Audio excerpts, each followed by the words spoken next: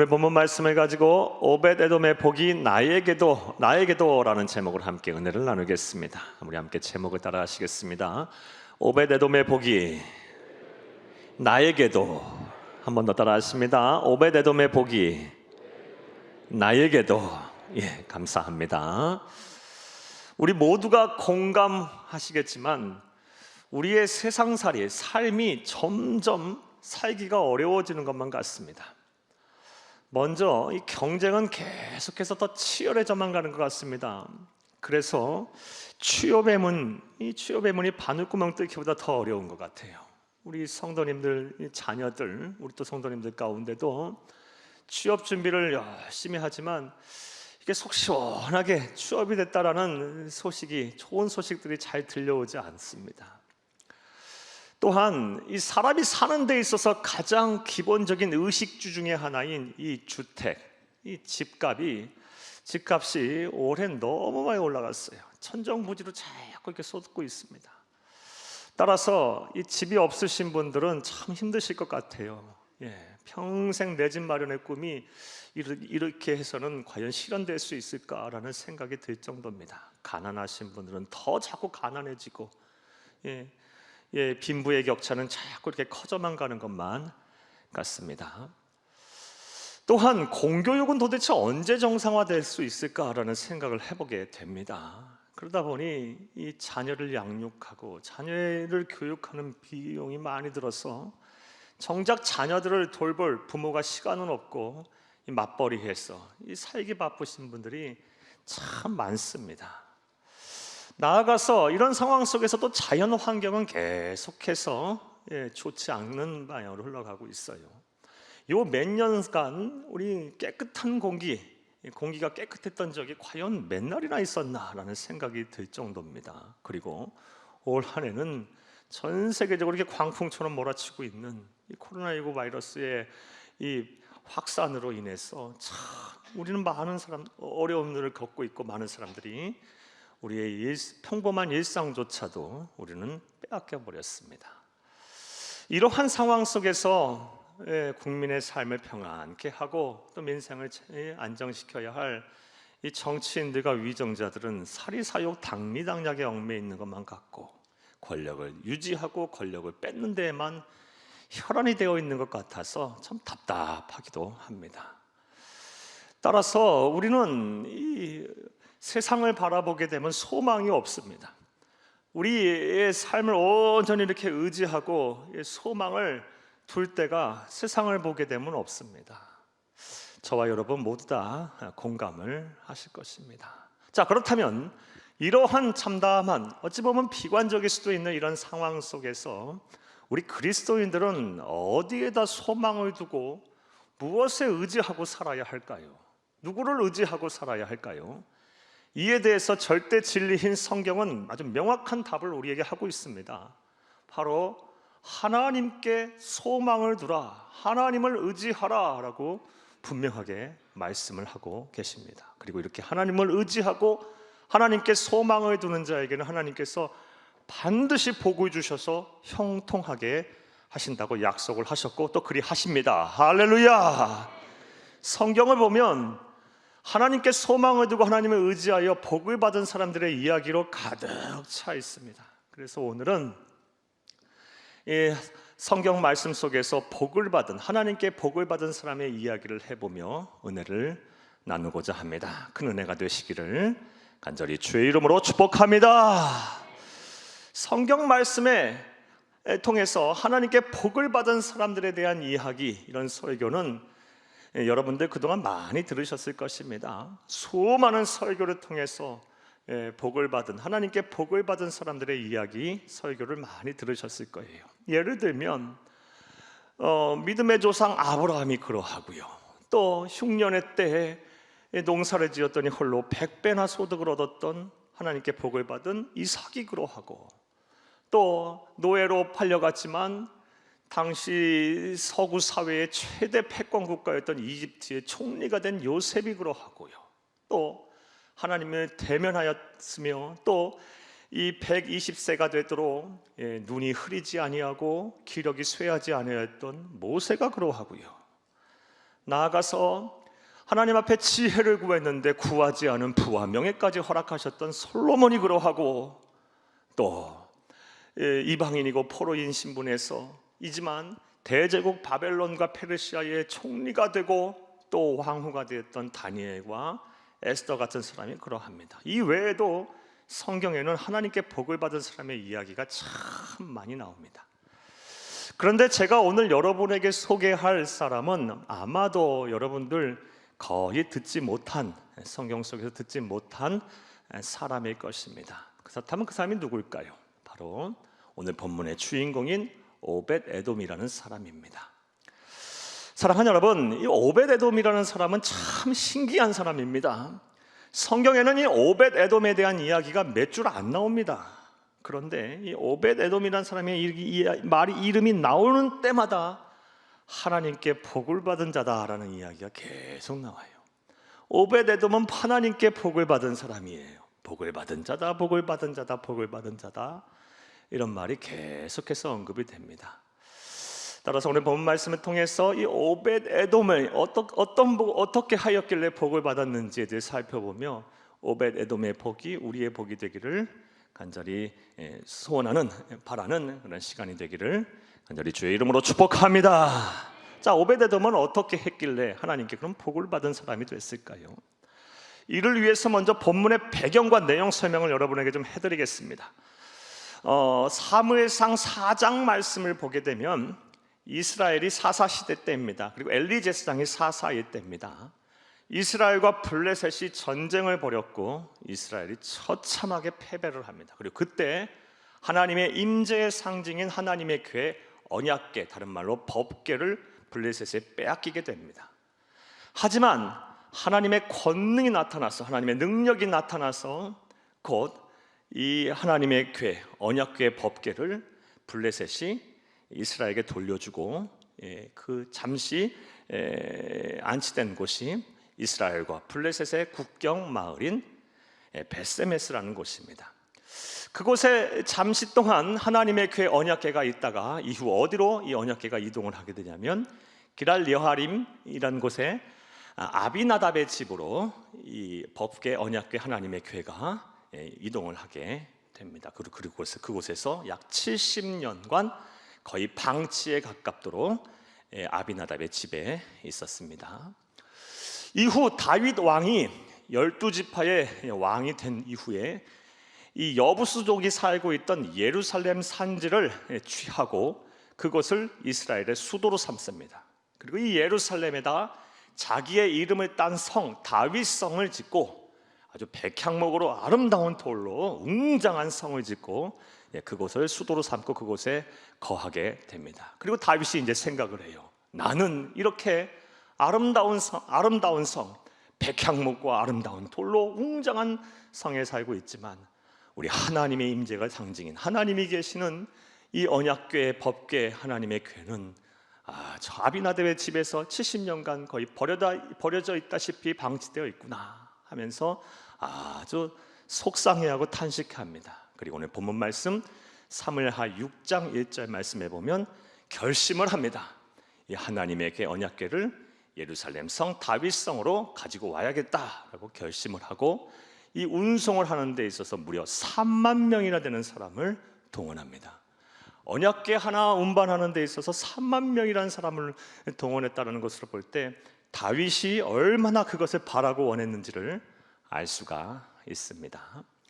3만 명이라는 사람이 이 기랄 여하림, 오늘 본문 말씀에 보게 되면 바알라 유대라는 그런 이 마을에 가서 아비나답의 집에 가서 이 언약궤를 운반합니다. 아주 성대한 운송식이 되었을 거예요. 그런데 얼마 지나지 않아서 이 운송식은 재앙으로 바뀌었어요. 그 이유는 하나님께서 이 언약궤를 보관하고 이 운반하는 데 있어서는 반드시 하나님의 말씀인 율법에 정한 대로 행해야 했었는데 다윗은 마음만 앞선 나머지 그렇게 하지 아니하고 자기가 하고 싶은 대로 자기 뜻대로 했어요. 무려 3만 명이라는 사람을 동원했지만 하나님의 말씀대로 하지 아니하고 자기 뜻대로 했어요. 민수기서 4장 말씀에 보면 하나님께서 분명히 말씀하셨어요. 민수기 4장 15절 말씀에 보면 언약궤는 어떻게 매야 하냐, 어떻게 운반해야 되느냐, 제사장들이 반드시 어깨에 메고 운반을 해야 했습니다. 그런데 다윗이 어떻게 했냐? 3만 명이라는 사람을 동원해서 앞에 여러 사람들이 막 악기를 연주하고 막 하나님께 찬송을 부르게 하였고, 그리고 뒤에 중간에 새 수레를 만들어서 그 위에 법궤를 안치하고, 그리고 아비나답의 두 아들 우사와 아효로 하여금 이 법궤를 운반하도록 하였습니다. 처음에는 괜찮았어요. 얼마나 좋았겠습니까? 얼마나 기뻤겠습니까? 그런데 나곤의 타작마당이라는 곳에 가서 큰 사달이 났어요. 어떤 일이 일어났냐? 오늘 본문 말씀을 보게 되면 이 수레를 끄는 소가 놀라서 크게 뜁니다. 그러자 이 수레 위에 있던 법궤가 떨어지려 했고, 그것을 그만 이 우사라는 사람이 붙잡게 됩니다. 하나님의 법궤는 함부로 만지지 말라 그랬는데, 손에 대지 말랐는데, 우사가 법궤가 떨어질 것 같자 법궤를 작게 만져버렸어요. 그리고 하나님께서 그 순간 진노하셔서 우사가 그 자리에서 즉사하게 됩니다. 오늘 본문과 같은 내용을 기록한 역대상 13장 11절 말씀을 보게 되면 하나님께서 얼마나 진노하셨는지 우사를 찢어 죽였다고 표현하고 기록이 되어 있어요.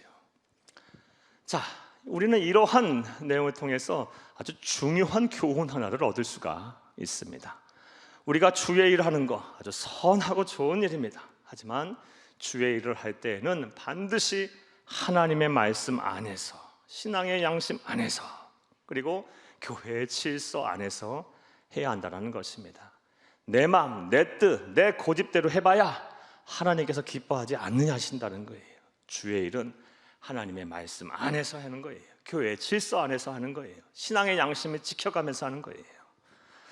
자, 다시 본문으로 돌아가서, 자, 이런 일이 일어나게 되자 다윗은 두려움을 느꼈어요. 그리고 3만 명이나 되는 사람들도 전부 두려움을 느꼈어요. 그래서 다윗이 결정을 합니다. 이거 예루살렘으로 가져가지 못하겠다 하고 그 법궤를, 언약궤를 누구의 손에 맡기냐? 오벳 에돔이라는 사람의 손에 맡기고 그 사람의 집에 법궤를 옮기게 됩니다. 자, 그런데 그때부터 이제 오벳 에돔의 집에 복이 막 쏟아집니다. 소낙비가 내리는 것처럼 하나님께서 오벳 에돔에게 복을 부어 주셨습니다. 고작 3개월밖에 오벳 에돔의 집에 법궤가 있지 않았는데 하나님께서 엄청난 복을 주셨어요. 1세기 유대 역사가였던 요세푸스가 이 유대 역사를 기록하면서 오벳 에돔에 대한 사람에 대한 내용도 기록을 해놨는데 어떻게 표현했냐? 이 예루살렘에서 가장 가난했던 사람이 하나님께 복을 받아 가장 부유한 사람이 되었다라고 기록을 하고 있고요.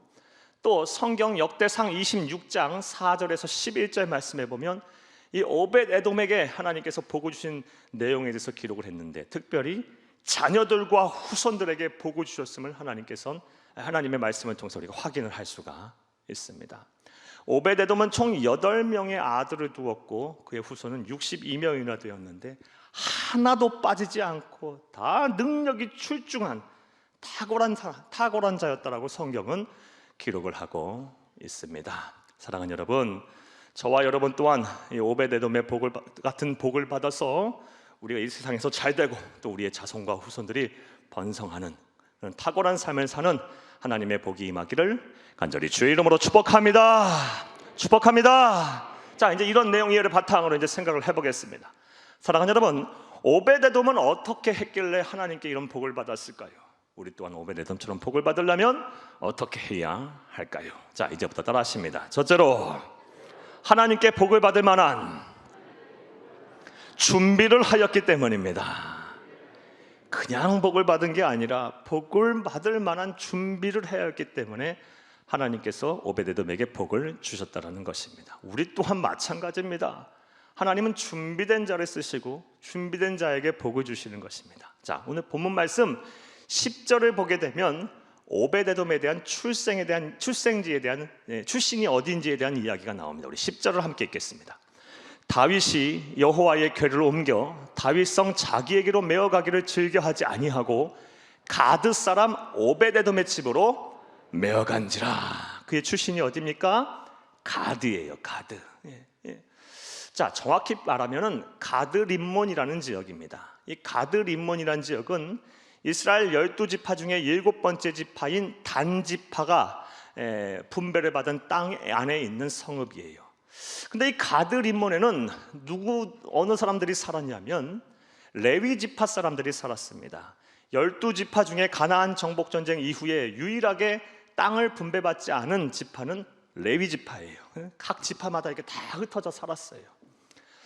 근데 이 레위 지파가 이 단지파, 7번째 지파인 단지파가 소유한 이 지역에 있는 가드 림몬이라는 지역에, 오늘 본 말씀에 가드라는 지역에 살았습니다. 따라서 이 가드 사람 오베데돔이라 한다는 것은 이 오베데돔이 레위 지파 사람임을 우리가 알 수가 있습니다. 그리고 이것을 역대상 26장 1절에서 4절 말씀은 더 분명하게 이야기하고 있는데, 레위 지파일 뿐만이 아니라 그가 레위 지파 중에서도 고핫 자손이었음을 우리가 알 수가 있습니다. 그리고 우리는 그가 레위 지파이면서 고핫 자손이었음을 주목해야 합니다. 자, 왜 주목을 해야 할까요? 사랑하는 여러분, 민수기서 4장 말씀을 보게 되면 하나님께서 이 언약궤를 만들게 하시고 하나님의 궤를 만들게 하시고 아무나 이것을 보관하고 관리하고 운반하게 하지 않으셨어요. 특별히 레위 지파에게 허락하셨고, 그 중에서도 아무나 하는 것이 아니고 레위 지파 중에서도 고핫 자손들만 그것을 하도록 하나님께서 명령을 하셨습니다. 그것이 하나님의 말씀이었어요. 그러니까 이 오베데돔은 이 조건에 딱 맞는 사람이에요. 물론 그의 직업은 무엇이었냐? 이 시점에 그의 직업은 성전 문지기였습니다. 그리고 수금을 연주하는 연주자였어요. 그러니까 이 3만 명이 되는 운송자 중에 아마도 그 법궤 앞에서 수금을 타는 사람이었을 거라고 봅니다. 하지만 그는 이 레위 지파 고핫 자손으로서 이 법궤를 보관하고 운반할 수 있는 적임자였던 것입니다. 즉 준비된 사람이었던 거예요. 그러하기에 다른 사람이 아닌 이 오베데돔의 집으로 이 법궤가 옮겨갈 수 있었고, 그 하나님의 임재의 상징인 법궤가 그곳에 옮겨감으로 인해서 3개월만 있었음에도 불구하고 오베데돔이 그런 복을 받은 것입니다. 할렐루야! 준비된 자였기 때문에 하나님이 쓰신 거예요. 사랑하는 여러분, 우리도 마찬가지입니다. 우리도 하나님께 복을 받으려면 준비된 자가 돼야 돼요. 우리가 착각하는 게 있어요. 그냥 우리는 아무 준비 없이 기도만 하면 하나님께서 모든 우리의 문제를 해결하시고 복을 주실 거라는 그런 착각 속에 살아요. 물론 하나님께서는 우리의 사방이 꽉 막혀서 도저히 방법이 없을 때는 그렇게 일하기도 하세요. 그런데 공의의 하나님은 그렇게 일하지 않으세요. 우리가 땀 흘려 노력하고 하나님의 나라와 하나님의 나라를 하나님의 나라를 이 땅에 이루기 위하여 우리가 열심을 다할 때, 우리의 마음과 정성을 다해 드릴 때, 하나님께서는 그 위에 하나님께서 은혜와 복을 주셔서 우리를 형통케 하는 것임을 믿으시기를 간절히 주의 이름으로 축복합니다. 이것은 성경에 하나님의 쓰임을 받아 복을 받은 사람들의 이야기를 통해서 다 알 수 있어요. 성경에 나오는 하나님의 복을 받은 사람들의 거의 모든 사람들은 다 준비된 사람들이었어요. 한 사람 여러분에게 소개하면 꿈의 사람 요셉을 한 번 더 여러분에게 소개하겠습니다. 요셉에 대해서 모르시는 분 없죠? 앞서 서두에서도 말씀드렸고요. 요셉은 형들의 배신을 당해서, 형들에게 배신을 당해서 인신매매를 당한 거예요. 그래서 머나먼 타국 이집트의 노예로 팔려가게 됩니다. 사랑하는 여러분, 그런데 이 요셉은 노예로 팔려간 상황 속에서 낙심하고 절망하지 않았어요. 하나님의 꿈을 이루기 위한 꾸준한 준비를 했어요. 그의 나이 10대 한 중후반에 그가 노예로 팔려갔다 한다면 20대 초중반에 그가 이집트의 총리가 되는데 10여 년간을 끊임없이 준비했음을 우리가 알 수가 있습니다. 좀 더 구체적으로 설명해 드리면 다음일 것 같아요. 이 요셉이 이집트에 팔려가서 노예 생활을 처음 시작한 집이 어디입니까? 바로 파라오의 친위대장인 보디발의 집입니다. 사랑하는 여러분, 당시 이집트는 서구 사회의 가장 큰 나라, 패권 국가입니다. 그런 나라의 파라오의 친위대장 정도 된다면 얼마나 살림살이가 컸겠어요. 당시에는 암살이 빈발하던 때예요. 따라서 이 파라오 주변에 아무나 두지 않았을 거예요. 가장 신이 많은 사람을 뒀을 것이고, 또 그 사람 중에 대장이 누구예요? 친위대장 아니겠어요? 그러니 이 친위당 보디발은 이집트에서 아주 실력자인 거예요. 식권자인 거예요. 그 집의 살림살이 동안 아주 컸을 거예요. 그런데 요셉이 이방인의 신분으로서 노예로 팔려와서 그곳에서 얼마나 하나님이 주신 꿈을 이루기 위해서 준비하고 열심히 살았던지 하나님께서 그 위에 은혜를 더하여 주셔서 이 보디발의 모든 살림살이를 책임지는 책임자가 됩니다.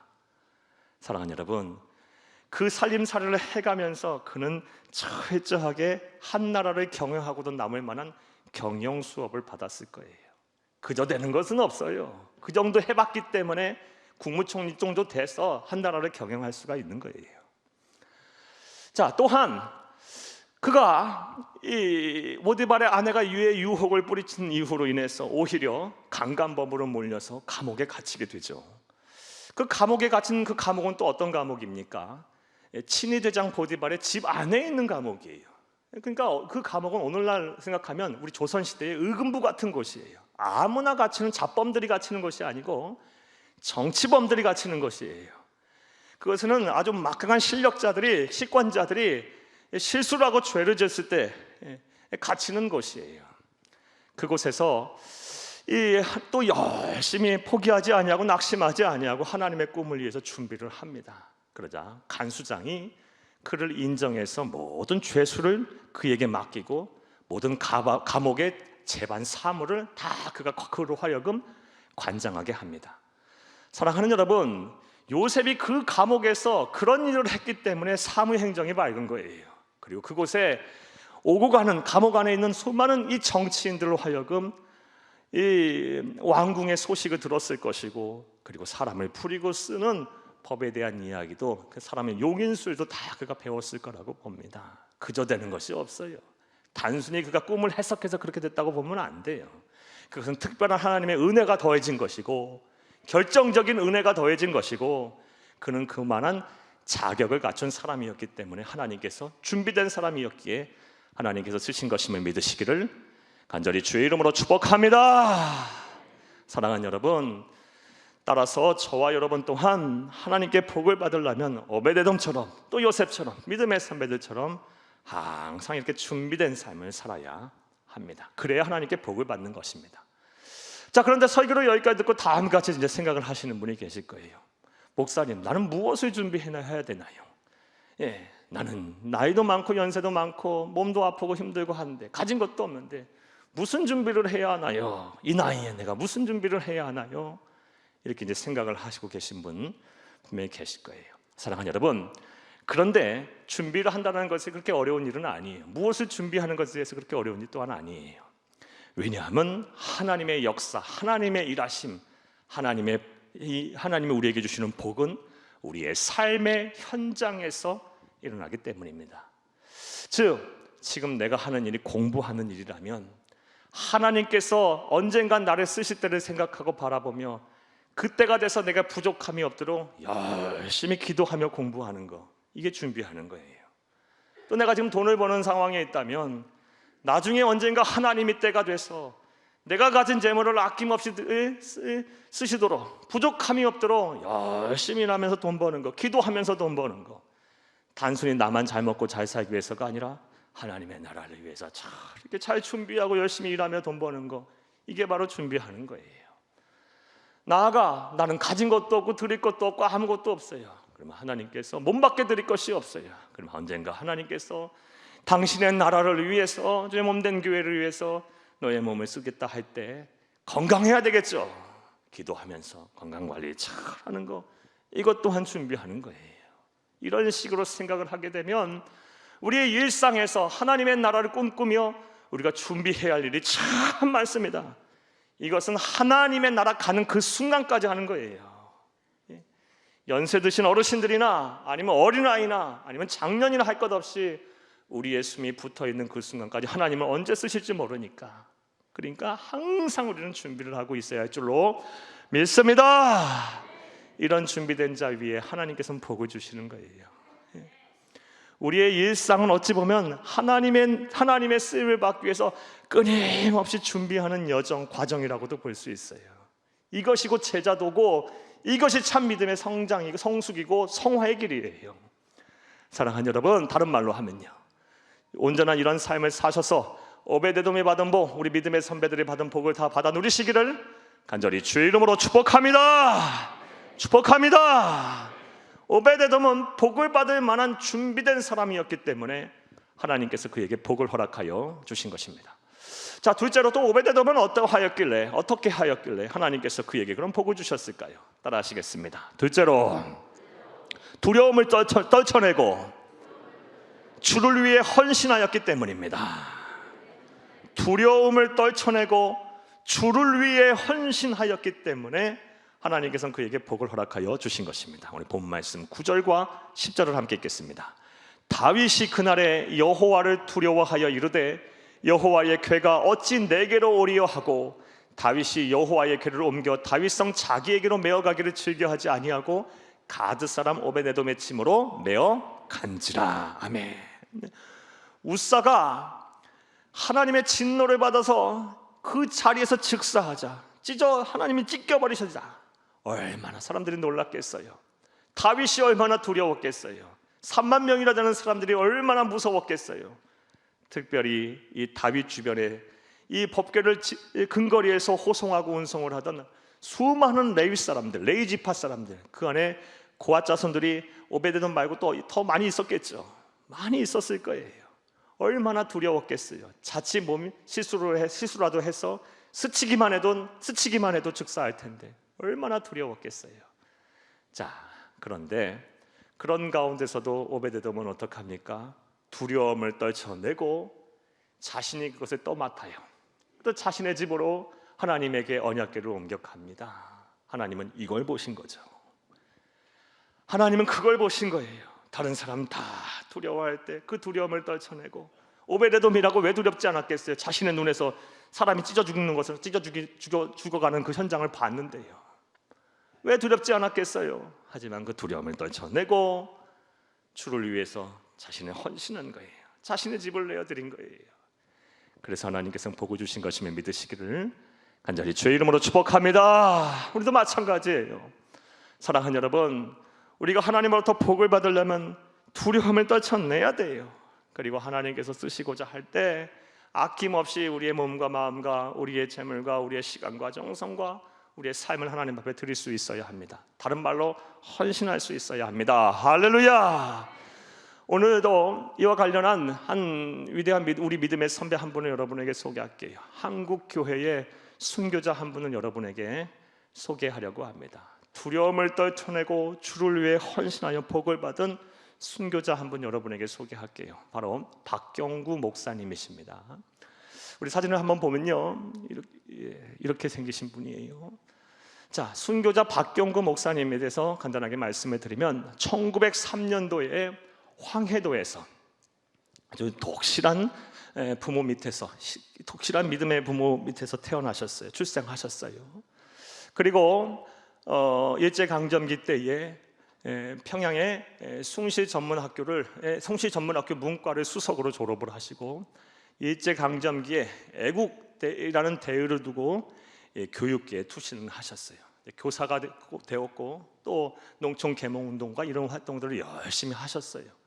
그런데 얼마 지나지 않아서 3.1운동에 가담했다라는 이것이 발각이 돼서 일제에 의해서 이제 투옥을 하게 됩니다. 아주 감옥에서 모진 고문을 받으세요. 그리고 철저하게 이 교육계에서 이제 배제가 돼요. 이후 이 목사님이 어떤 삶을 사시냐? 평양신학교에 이제 입학을 하시고 졸업을 하셔서 목사님이 되십니다. 목사님이 되시고 나서도 이분의 삶이 그렇게 평탄하지는 않으셨어요. 왜냐? 항상 두려움을 떨쳐내고 주를 위해 헌신하는 삶을 사셨기 때문이에요. 예를 들면 이 목사님은 항상 험지, 막 교회가 막 다툼이 있고 분열이 되고 막 갈등이 있는 그런 목회지만을 찾아다니시면서 목회를 하셨어요. 얼마나 힘드시고 어려우셨겠어요. 그런 곳에 찾아다니면서 헌신을 하셨던 목사님이에요. 무엇보다 일제강점기 말기에 얼마나 이 천황숭배인 신사참배가 한국교회에 몰아쳤습니까? 수많은 목회자들과 성도들이 신앙의 절개를 벌이고 이 신사참배를 다 했어요. 하지만 이 목사님은 아직 철저하게 선두에 서서 이것에 대해서 저항하고 반대하면서 아주 옥고를 많이 치르셨어요. 광복 또한 평양의 감옥에서 이분이 맞이하셨던 분이십니다. 이후 광복이 되고 나서 이분 어떤 또 삶을 사셨냐? 평양신학교의 이제 교수가 되십니다. 그래서 후학을 양성하시다가 이제 북한의 이제 공산 정권이 서게 되죠. 그리고 공산 정권이 기독교인들을 이렇게 회유하고 또 정치화하고 사유화하고 또 복음을 왜곡하려고 기독교 연맹이라는 어용 단체를 만들게 되는데, 이 어용 단체 또 수많은 목사님들, 수많은 성도들이 또 넘어가요. 그런데 또 두려움을 떨쳐버리고 이 목사님이 이것에 반대하는데 선두에 서세요. 그래서 이분 또한 아주 공산 정권에 의해서 심한 고문도 당하시고 황해도 해주 감옥에 갇히시게 됩니다.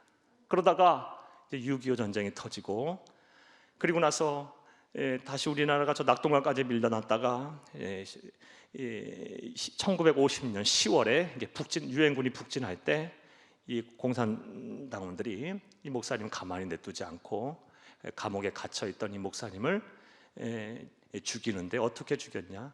온 사지의 뼈를 다 꺾고 살을 찢고 그렇게 죽였다고 합니다. 순교하셨어요. 사랑하는 여러분, 이분의 삶은 어찌 보면 한평생을 두려움을 떨쳐버리고 주를 위해 헌신하는 삶을 사셨던 것입니다. 자, 제가 이분에 대한 이야기를 이렇게 언론을 통해서 듣고 신문에서 읽은 후에 이분들의 후손들이 어떻게 됐는지가 참 궁금하더라고요. 오베데돔은 자손과 후손들이 그 복을 받았는데 이분들의 후손들은 어떻게 됐을까라고 조사하고 찾아봤더니 놀라운 일을 보게 됐어요. 사랑하는 여러분, 이분부터 시작해서 지금까지도 5대에 걸쳐서 목사님들이 나왔어요. 목회를 잘하세요. 한 분도 빠짐없이 목회를 아주 잘하세요. 능력 있는 다종들이었어요. 큰 교회를 섬기고 많은 양떼를 목양하고, 또 어떤 분은 신학대학교의 총장이 되셨고, 다 이런 삶을 사셨고, 또 이분의 후손들도 허투루 되신 분들이 하나도 없어요. 다 사회 유지가 되고 지도층이 되고 영향력 있는 사람이 다 되셨음을 제가 확인했어요. 그걸 보면서 하나님은 거짓이 없구나. 하나님은 약속하신 거 반드시 지키시는 분이시구나. 오베데돔이 그 두려움을 떨쳐버리고 다른 사람 다 두려워할 때 자신이 자원하여 주를 위해 헌신하였더니 고작 3개월 동안 그 하나님의 교회 언약궤를 복원하였음에도 불구하고 자신도 복을 받고 아들도 딸도 복을 받고 후손들이 하나도 빠짐없이 능력 있는 사람이 됐는데, 또 이 목사님의 삶을 통해서도 그것을 보게 되므로 하나님은 정말 신실하신 분이시구나, 약속하신 것은 반드시 지키시는 분이시구나 라는 것을 다시금 확인하게 되었습니다. 사랑하는 여러분, 우리가 어떻게 해야 오베데돔처럼 복을 받습니까? 두려움을 떨쳐버리고 주를 위해 헌신하시는 여러분들이 되기를 간절히 주의 이름으로 축복합니다. 이를 위해 다음과 같은 질문 한번 여러분에게 여쭤보겠어요. 사랑하는 여러분, 여러분이 지금 주를 위해 헌신해야 될 자리가 무엇입니까? 여러분은 지금 어느 자리에서 주를 위해서 헌신하셔야 합니까? 그리고 또 그 헌신을 주저주저하게 만드는 그 두려움은 무엇입니까? 무엇 때문에 여러분은 그 헌신의 자리에 주저주저하고 계십니까? 이것을 오늘 말씀을 들으셨으니 잘 생각하시고 하나님 앞에 정리하시고 분명하게 결단하세요. 잠시 왔다 잠시 갈 세상에 우리의 모든 삶을 그냥 거기에 빼앗겨, 모든 정신도 거기에 빼앗겨, 그리고 이렇게 살지 마시고 영원한 하나님의 나라를 꿈꾸고 바라보며 주님 주시는 사명을 온전히 감당하는 저와 여러분이 되어야 될 줄로 믿습니다. 두려움을 떨쳐버리고 주를 위해 헌신하는 자에게 하나님 복을 주시는 것입니다. 자, 이제 말씀을 맺겠습니다. 사랑하는 여러분, 오늘은 오벳에돔에 받은 복에 대한 말씀을 여러분에게 드렸어요. 오벳에돔은 고작 3개월밖에 이 하나님의 교회 언약궤를 복원하지 않았는데 그런 복을 받았어요. 그런데 많이 말씀을 드리지 않았지만 서두에 잠깐 언급한 아비나답이라는 사람은 오베데돔과는 달리 70년간이나 이 법궤를 보관했음에도 불구하고 그가 복받았다는 이야기는 성경에 안 나와요. 없어요. 사랑하는 여러분, 이 두 사람을 하나님께서는 이렇게 성경에 기록한 이유가 무엇일까요? 신앙생활 오래 한다고 해서 복받는 게 아니다, 이 말씀을 하고 계시는 거예요. 신앙생활을 오래 한다고 복받는 것이 아니고 며칠 몇 달을 하더라도 하나님 마음에 들어야 된다는 거예요. 하나님의 뜻에 부합해야 된다는 거예요. 사랑하는 여러분, 오베데돔처럼 하나님이 언제 쓰실까를 항상 기대하고 기도하면서 삶의 자리에서 최선을 다해 준비하시는 여러분들이 되기를 간절히 주의 이름으로 축복합니다. 나아가 두려움을 저버리고 주께서 쓰시고자 할 때 여러분, 나를 보내셔서 제가 여기 있습니다 하고 자원하며 여러분 아낌없이 헌신의 자리에 서셔서 헌신하는 자신을 서시는 여러분 되기를 또한 간절히 주의 이름으로 부탁을 드립니다. 할렐루야, 할렐루야.